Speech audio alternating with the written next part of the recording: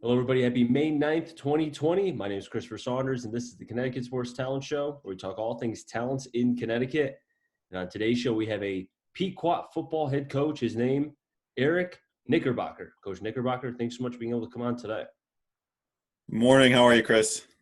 Yeah, good morning. Well, day 51 of Bad Hair Day. That's why I was a little bit late coming on. I had to comb my hair about like 10, 20 times. And you took the route, the route I should have taken, just wear a hat. Yeah. Yeah. Football coach, you always got him ready. Now, Coach, I love what you've done with Rockville the last 2 seasons as far as being their head coach. But in particular, before we talk about that, tell me about what led you to Rockville. Give me the journey of Coach Knickerbocker. So I grew up in the town next over Ellington. Played football there, and I graduated high school, and I was going to college. And the coaches at Ellington, basically, I had nothing to do. I wasn't playing, and they said, "Hey, why don't you come hang out?" And I started. That's kind of how I started coaching. I got involved with the youth program, the high school program, and I coached there for 15 years. Every different role you could imagine. As an assistant at the youth program, I was a head coach of the youth program and did the JV team. And then the last 5 years at Ellington, I was the defensive coordinator. That's really where all of my football started, and I learned so much. I mean, being able to go through the whole thing, man, starting from getting the water bottles and being just the pump up guy on the sideline to then running the defense. I was able to really grow, and I had to grow up a lot. That's the other thing is I was a very emotional coach. I'm still a very emotional coach, but there's a lot of things that Ellington allowed me to kind of learn and grow and make mistakes. And then the job opened at Rockville, and it was just time for me to take a shot. And, living in Ellington, it's the town over, so everything kind of just worked out. It seems to me because, being able to do this show, I'm able to talk to a lot of coaches. And particularly when I get closer to the Pequot or in that area, it seems like a lot of coaches talk about Ellington. Either they played for Ellington, they coached for Ellington. It seems like that tree, as far as producing coaches, is pretty long. Ellington must be doing something right. Yeah, so the first head coach, Coach Takis, who actually does coach with me at Rockville now, he was my coach and the head coach when I started coaching. And he's coached with a lot of coaches. I mean, obviously I coached with Brian Mazzone for many years at Ellington. Coach Liver at Enfield is coached with Coach Takis. He kind of laid that foundation of the program, and he's got a lot of coaches all over the place, and including Coach Byrne, who's there now, also coached under Coach Takis. So it's really pretty impressive, that tree that he's kind of laid out, and the success that people have had learning from him. When you took the job with Rockville, obviously you knew that it was a program that needed some help. I mean, we could go back to the last time they won a state championship, and, they were without a winning season from 2004 all the way until your first year in 2018. Excuse me. Talk to me about kind of what was your mindset going into the first season with Rockville? Well, the mindset was, first of all, figure out why hasn't it been successful? A lot of people want to point at that they were in the CCC and that's why they were struggling. They're going to come to the Pequot and they were just going to do well. And I took over the team. They were 1-9 in the Pequot their first season. So it wasn't clearly just like they were too small to play in the CCC. There was other issues. One of the first people I went to was Tom Dunn. He was the coach there from 1979 to 2004. He was in 3 state finals, won a state championship. When you think about Rockville football and you think about Bill Romanowski and the glory days, Tom Dunn is the guy that really built the program, although they were good before then too. I've done a lot of studying on their history. But he's the guy that I went to and we talked. And one of the more interesting things is he said really no one's talked to him since he left. And, just that was the number one thing. Like, why were you successful? What's happening now? And he's like, listen, I don't have all the answers. But when we started talking, it was like, maybe we've kind of lost our way as far as what Rockville used to be. And not that you can always replicate and you don't want to do exactly what someone did in the past, but a lot of the things that they did in the past work. So let's try to bring some of those things back, and let's shine a light on what Rockville football used to be. Because our kids, when I got there, they just they didn't understand that Rockville has a very storied history. They just thought that they were a bad football program, and they were embarrassed to wear their jerseys walking down the hallways. That was one of the most eye-opening discussions. It was like our second team meeting, and that's what kids basically told me. And I left that meeting saying we got a lot of work to do. What were some of the things that, and you mentioned it, how kind of you were able to bring over from, the history of Rockville and being able to implement that into your program? Anything in particular? Yeah, I think the first thing we did is we dug in to the Hartford Courant and the Journal Enquirer, and we printed every single article and we posted them all over everywhere, just showing the kids. And then we've evolved to where we have like a little history course we teach them every summer. So we go through everything. And I think that was one of the first reasons that kids were able to grab onto something other than being unsuccessful. They said, hey, no, this is Rockville football. Going through a tough patch, and everyone does. Every good program does. But this is who we really are underneath all of it. And sharing old stories with kids and letting them see success went a really long way. What is the one thing in particular that you felt like kind of was able to reboot in your first year? Like, was there anything that stood out to you as far as was it something you said? Was it a practice? Was it a game? Was it something that you felt like kind of jump-started this whole success train for Rockville? Well, we developed a leadership council group, and we wanted to come up with the team vision. Thought it was really important, and the leadership council came to an agreement on Restore the Rock. And I'm going to be honest, like that was I loved it.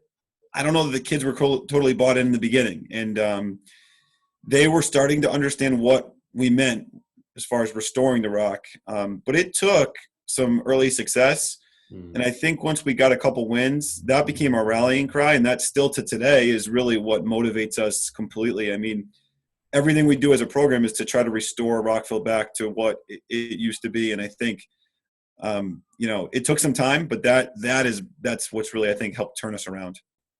In 2018, went 7-4. You lost to St. Joe's in the Class M quarterfinals, but I think just getting to the playoffs after what Rockville had been through prior to that, that's a success in and of itself. And I've heard you mention many times, either on the YouTube video that you sent me, which was fantastically done, by the way, and also, too, in game time, you quoted as saying that the 2018 team, you kept reiterating that, the 2018 team laid the foundation. What did you mean by that? Yeah, and that team's always going to be very, very close to my heart. I mean, here comes a whole new coaching staff your senior year, and throwing out all these crazy things, and you've had no success as a senior, and it's like, are you really going to buy in? And I just couldn't believe how quickly those kids bought in, and they knew it wasn't going to be easy, and they knew even if they completely bought in, more success would happen for the teams down the road, and they knew that and accepted it. One of the coolest things was after the game at St. Joe's.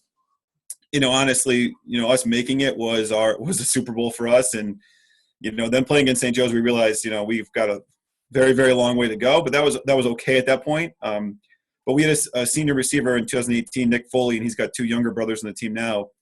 And his quote after the game to the JI was it was unbelievable. He said, "I just can't wait to see where this program goes." And I think that's why that group just laid the foundation. Is they understood that they were going to have to put in all this work, probably more work, more effort, and change things about them than any group.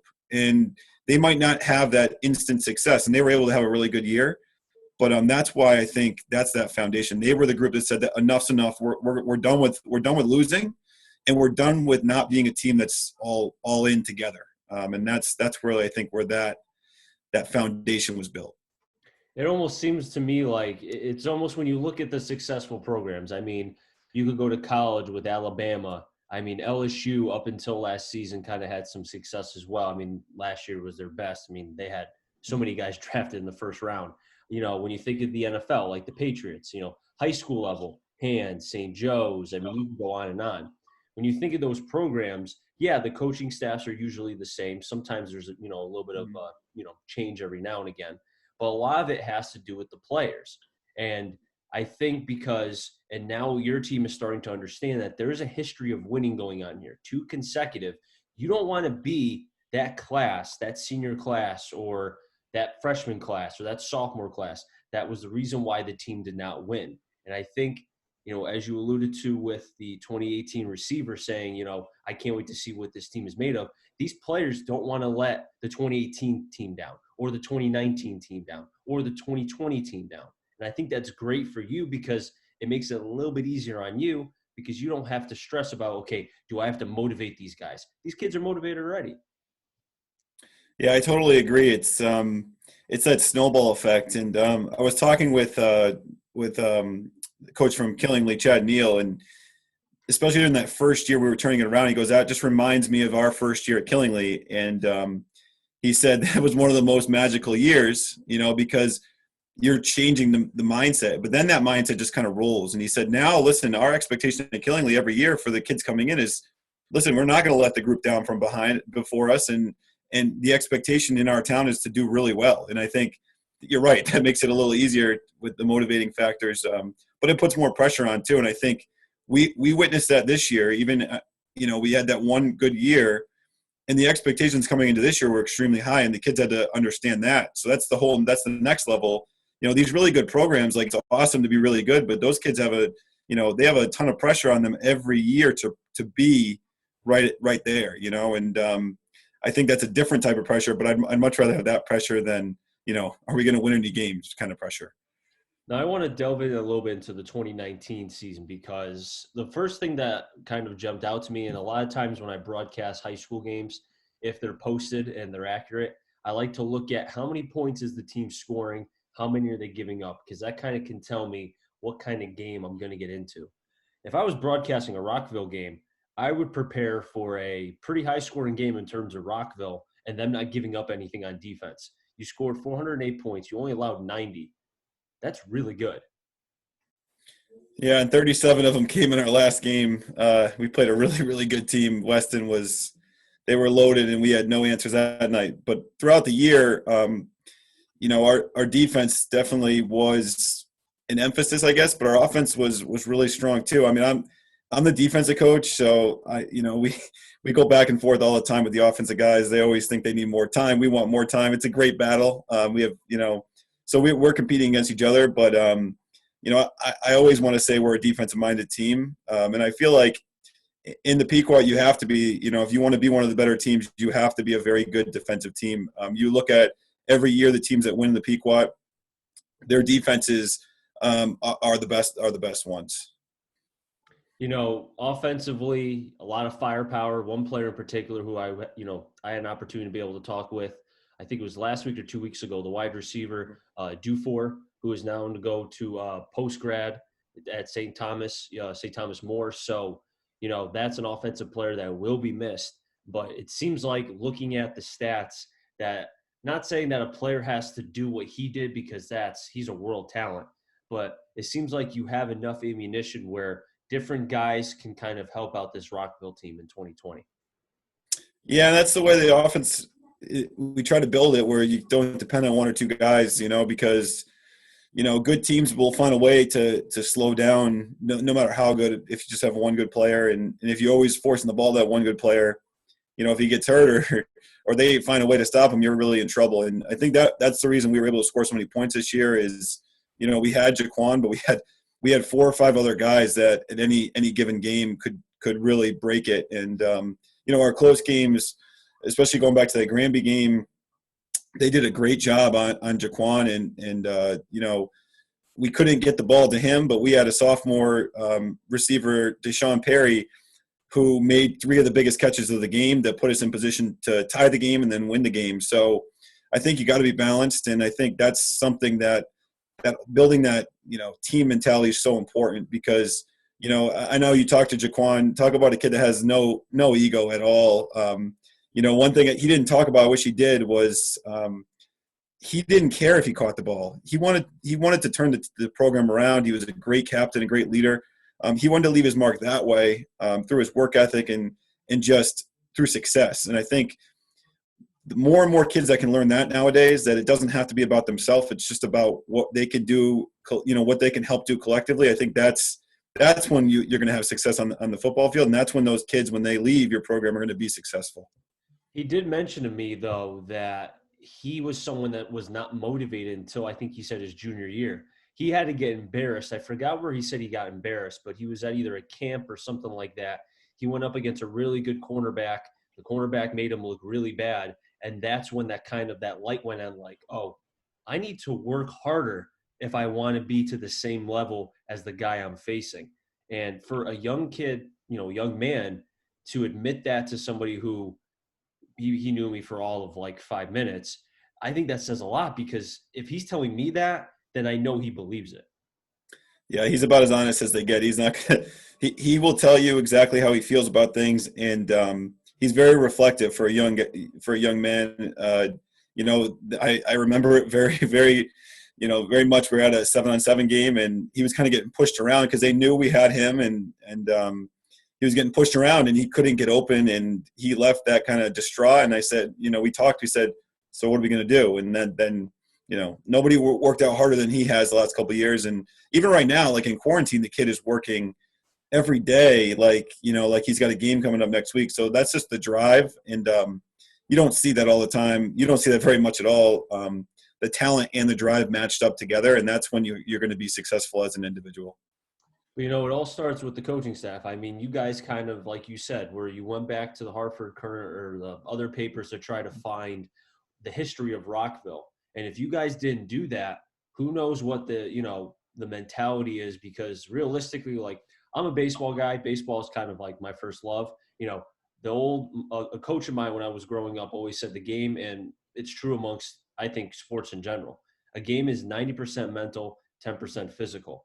And if you can win the mental side, now that could, waver on a couple of different games and such, but you know what I mean? Whereas the game itself, if you can win it mentally, then the physical aspect you can take care of depending on your body type and such. I think the same way with football too.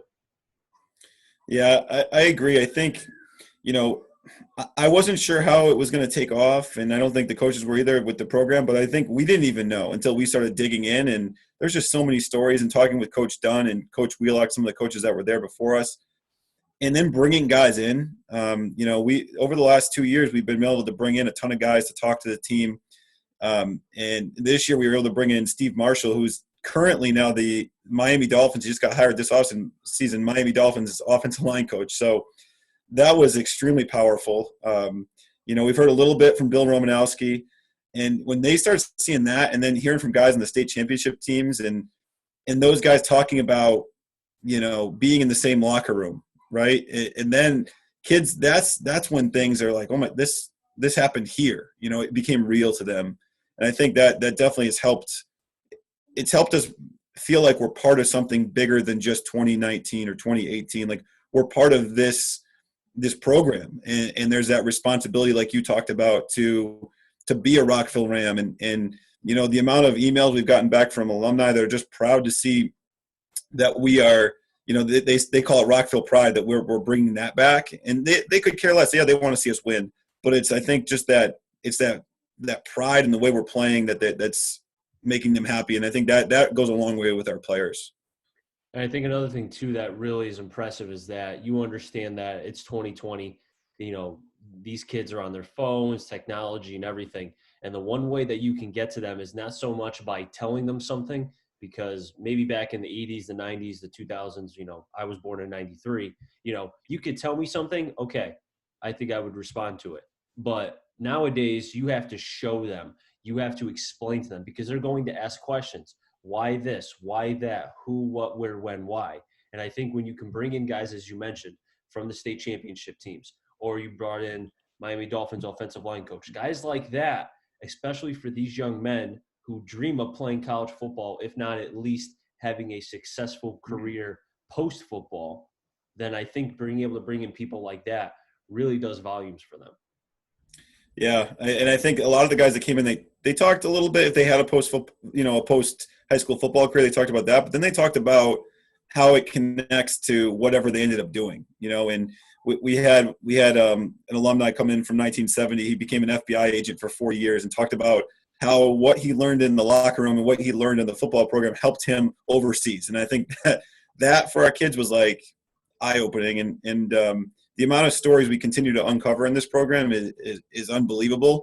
And it's just like it's like a treasure trove for me. I'm a history guy. I'm a history teacher. So but you're right. You can tell them, and I try to tell them, but showing them and letting them see it, that's when it becomes real. Coach Knickerbocker, we got a couple minutes left. I really do appreciate you being able to come on and talk all things Rockville as well as the Pequot. The Pequot is a conference I feel like that doesn't get the respect that it deserves, maybe for various reasons. But being able to have guys like Mazzone from Stafford, Summers and East Windsor, also having Shortell on from Granby, as well. It's great to have guys who are from the Pequot area to be able to talk about the league. Yeah, I mean, I played in the league, coached in the league. That's the only league I've known. And one of the most intriguing parts of the Rockville job was when they had just moved to the Pequot. And I'm a Pequot guy, and I feel like sometimes the league is under attack a little bit because we are usually smaller schools or co-ops and S or M schools. And the number one thing is, we haven't overall, like Valley Regional, who's been probably the class of the league the last 15 years. They're the only team with a state title, other than the Cromwell. So we have two teams that have really won state titles, and I think that's one of the things that people look at. What Brian's done at Stafford's been unbelievable, and I think he's really showed that. Like, listen, good programs can happen anywhere, and the Pequot is it's a good league, and there's so many good coaches in the league and so many good guys. It's just it's a battle every week you go in. You have teams the interesting thing in the Pequot, you got teams on the up, teams on the down, and you got coaches that have been there for a long time. We are starting to see more and more success at that playoff level. I think if we can continue to compete against other teams out of our conference and do well, we'll continue to gain more respect. And another coach I'm talking with tomorrow from the Pequot, and I mentioned I'll be talking with him tomorrow morning, is Coach Becker Madden Killingworth. So I'm really looking forward to being able to, again, talk about the Pequot even more, Yeah, he did a great job at Coggenchog. We had we were down. That game was the most we were down early on. We ended up coming back. Jaquan had a really good game, but he was building a program there, and now he's moving over to HK, who 2 years ago was in the state finals. So they've been a team that's done very well. Recently as well. Granby's done really well. You start looking at it. It's some of these teams, they all kind of peak and they have really good years and they have really good players, and it's a great league that I can't say anything bad about it, and people that always kind of get on us about being Pequot guys, I think it makes us a little bit closer. But the other cool thing about the league is you're playing for a league title. So many of these other leagues, they're playing half of their games or 60% of their games at a league, and I understand the logistics and the alliance and all that. But what is cool for us is we're playing all in league games. So, those league championships, they mean a lot to the teams that win them, and they usually go right down to the end. Yeah, no, I've noticed, and Shortell was telling me this as well about how, many playoff teams have come out of the Pequot, and it's not like it's, one or two. It seems like every year there's multiple, teams that come out of that. And I think, as you, mentioned how because it's such a small area or the distance as far as traveling, people kind of lose sight of that there's a lot of good football in the Pequot. Absolutely. And, you got some good – another thing, and I think Game Time talked about it, is you just have some of these classic rivalries too that have been developing over the years that, make for really good football games. And, yeah, it would be nice for more of us to win state championships. We know how hard that is. And, people will say right to us is, hey, you were 10-0 in the Pequot, and then you went and you got beat in the second round by 38 or 37. And I said, yeah, well, look across any of the games. There's blowouts everywhere. And, yeah, we got room to grow, and we will continue to work. But, we're proud of the league that we play in. People want to throw out that argument about getting blown out. I mean, there's been I broadcast for the NVL, so I've seen the dynasty of Ansonia. Woodland had a couple good years. You can go on and on about Team Seymour as well, and Ansonia's had some bad games in the playoffs.